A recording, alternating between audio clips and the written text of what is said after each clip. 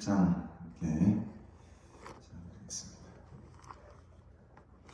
471장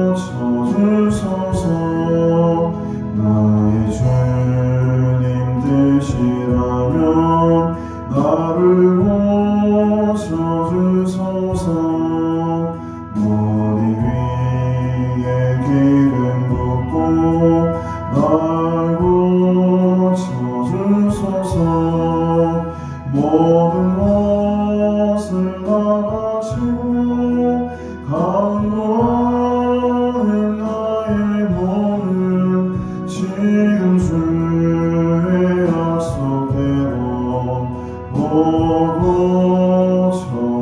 쳐주소서. 주를 위해 살겠으니 나를 고쳐주소서.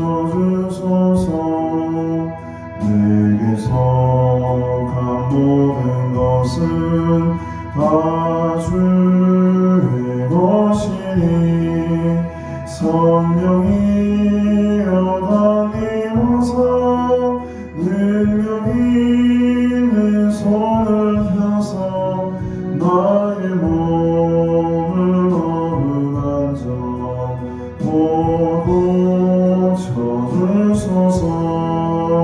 나의 병을 고쳐주심 내가 믿사옵니다. 지금부터 영원토록 주 찬송하겠네. 나를 구하신 말씀 어디든지 전하오니 나의 병을 고쳐주심 참 감사합니다. 아멘.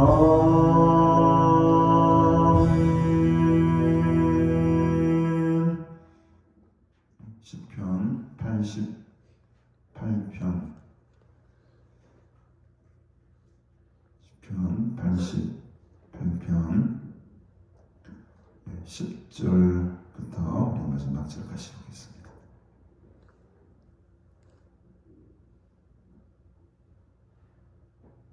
시편 88편 10절부터입니다.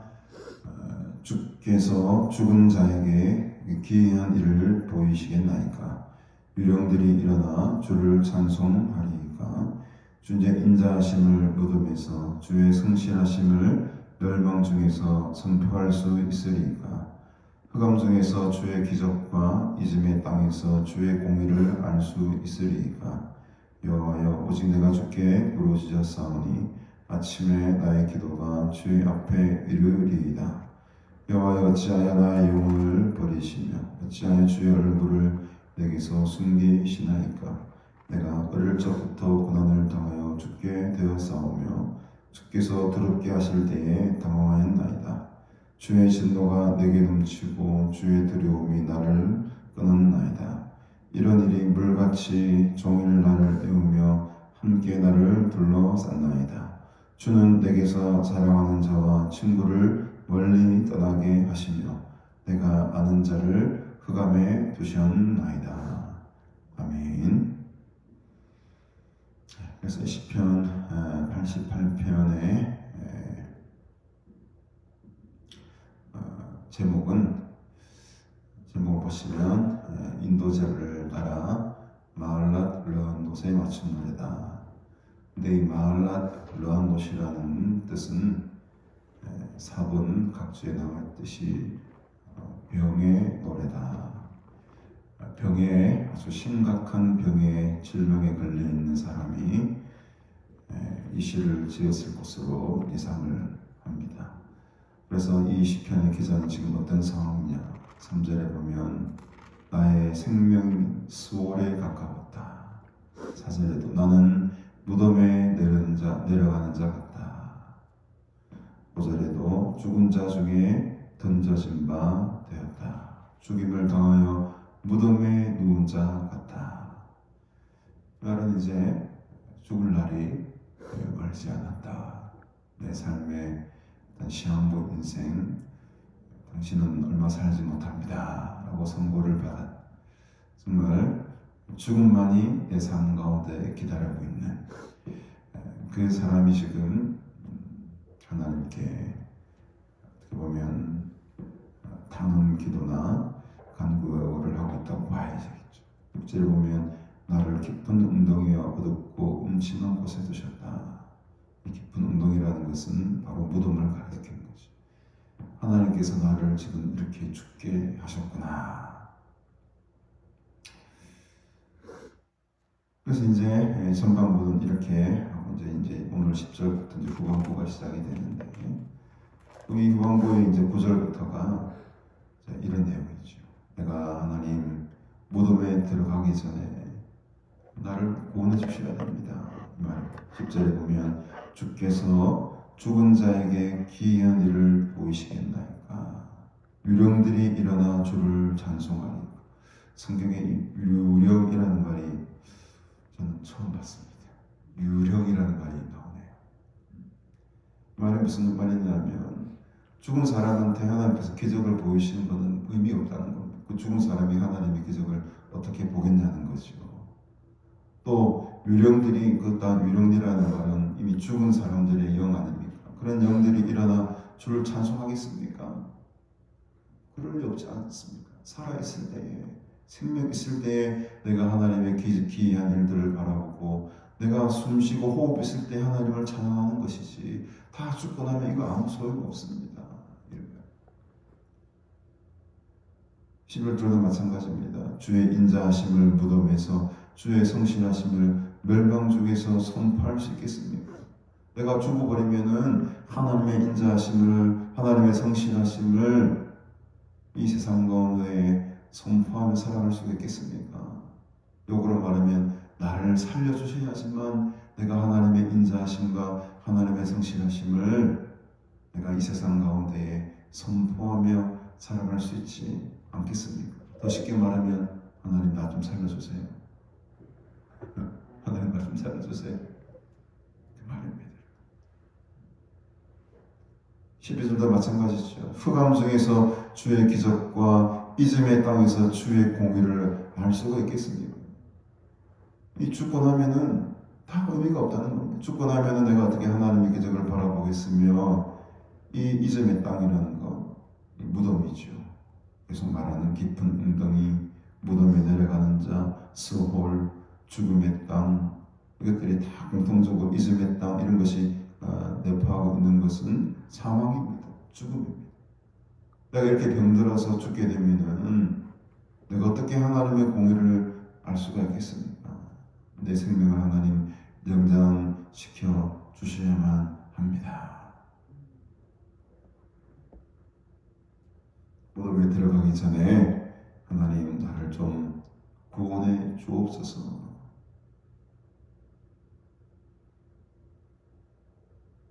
참 이 시편의 기자의 마음을 우리가 어찌 다 알겠습니까만 절박하죠. 절박합니다. 이 고통이 15절에 보면 내가 어릴 적부터 고난을 당하여 죽게 되었다라는 표현을 씁니다. 아마 이 표현은 어떤 선천적인 질병이라기보다도 후천적인 질병이라기보다도 아주 어릴 적부터, 태어났을 때부터 뭔가 모를 큰 고통의 질병을 가지고 태어난 건지도 모르겠어요. 이 고통이 하루 이틀 고통이거나 1, 2년 고통이 아니었고 어릴 적부터 고난을 당하였다. 죽게 되었다. 그 큰 질병으로 말미암아 내가 지금 이제 드디어 죽게 되었구나. 주께서 나를 이렇게 두렵게 하실 때에 내가 당황하였습니다. 내가 하나님의 사람으로 태어났는데, 하나님을 의지하며 하나님을 믿는 사람으로 주께서 부르셨는데, 나에게 왜 이런 질병을 내 인생 가운데 어릴 때부터 주셔서 이렇게 당황스럽게 만드십니까? 이거 하나님의 진노 아닙니까? 16절에 주의 진노가 내게 넘쳤고 주의 두려움이 지금 나를 주와의 관계를 끊게 만들고 있습니다. 이 질병으로 말미암아 지금 하나님과의 관계까지 지금 끊어져 버릴 상태까지 되었다는 거죠. 17절에도 이런 일이 물같이 종일 나를 애우고 함께 나를 둘러싼다. 얼마나 이 고통이 고난이 컸으면은 종일토록 나를 애워쌌다. 종일토록 나를 둘러쌌다. 이 목이 조여오는 거죠. 얼마나 고통스럽겠습니까? 숨통이 조여오는 겁니다. 이 심각한 질병, 어떤 질병인지는 우리는 모르지만 그 어떤 심각한 질병으로 말미암아 이제는 곧 죽음이 코앞에 닥친 이 한 사람의 절규의 목소리를 오늘 우리 이 아침에 듣게 됩니다. 마지막에 보면 주는 내게서 사랑하는 자와 친구를 멀리 떠나게 하셨다. 이 질병으로 말미암아 친구들에게도 버림을 받게 되고 가족들마저 자신을 떠나버리는 더 이중, 삼중의 고통과 고난이 이 사람의 삶에 불어닥치게 된 거죠. 내가 아는 자를 흑암에 두셨나이다 라는 이 마지막 고백은 뭐냐면 흑암이 내 친구가 되었습니다. 내 정말 좋은 친구들, 사랑하는 사람들은 다 떠나버리고 지금 내 옆에는 흑암만이 나의 친구가 가까이 있습니다. 내 친구가 되어줄 자가 지금 죽음밖에 없습니다. 얼마나 지금 한탄스럽겠습니까, 여러분? 얼마나 외롭겠습니까? 얼마나 절망적이겠습니까? 삶의 희망과 소망이 보이지가 않죠. 그때 이 시편 기자가 오늘의 중요한 핵심 본문 13절이 보십시오. 이런 절박한 상황 속에서도 어떻게 하겠다는 겁니까? 여호와여, 오직 내가 주께 부르짖었사오니 아침에 나의 기도가 주의 앞에 이르리이다. 아침에 나의 기도가 주의 앞에. 왜 저녁이라 하지 않고 아침이라고 했을까요? 옛날에는 전기가 없던 시절에는 이런 아침 동이 틀 때부터 왕 앞으로 가서 재판이 열려졌다고 합니다. 그래서 그렇죠. 뭐 빛이 있을 때 빨리 일을 해야 되잖아요. 그러니까 동이 트자마자 사람들이 재판정으로 달려나가 왕께로 나아가는 거예요. 자기 억울함을 호소하고 그때 이제 빨리 재판을 거의 오전 중에 빨리 마무리가 됐다. 그래서 이 아침에 뭔가를 한다는 것은 이 시대 사람들에게 상당히 익숙한 행동이었다는 거죠. 그러니까 세상에 어떤 왕으로 달려가듯이 재판을 하기 위해서 내가 주님께만 의지하고 주님께서 하나님께서 이 어려운 난국을 어려운 질병을 고쳐주실 것을 믿고 지금 이 아침부터 주님께만 내가 매달립니다. 이런 고백입니다. 여호와여, 어찌하여 나의 영혼을 버리시며 어찌하여 주의 얼굴을 내게서 숨기십니까? 부르짖는 기도가 바로 이는 어찌하여 하나님 주의 얼굴을 내게서 숨기십니까? 나를 버리십니까? 나를 이렇게 비참하게 죽음 가운데로 내모십니까? 하나님께 부르짖고 있습니다. 오늘 우리는 이 88편의 시편을 바라보면서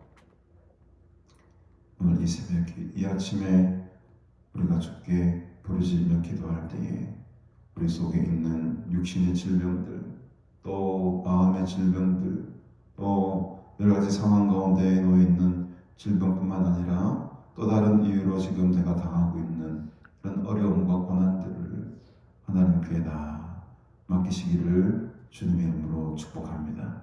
하나님께 맡길 때에 다시 멀리 떠났던 친구들 다시 돌아오고, 멀리 있어 보이던 그 생명이 다시 나에게로 오고, 이 어렵고 힘든 고난의 상황들이 하나님께서 하나님의 방법으로 하나님의 섭리대로 해결해 주실 것입니다.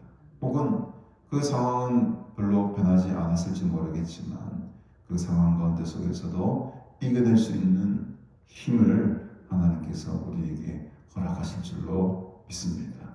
그래서 저는 그렇게 기도하는 거죠. 이 상황이 바뀌어지기를 기도하는 것이 아니고, 이 상황을 내가 이겨낼 수 있는 힘과 지혜와 능력을 달라고 기도하는 것이 훨씬 더 적극적이고 좋은 방법입니다. 베드로가 감옥에 갇혔을 때에 성도들이 베드로를 위해서 기도하지 않습니까?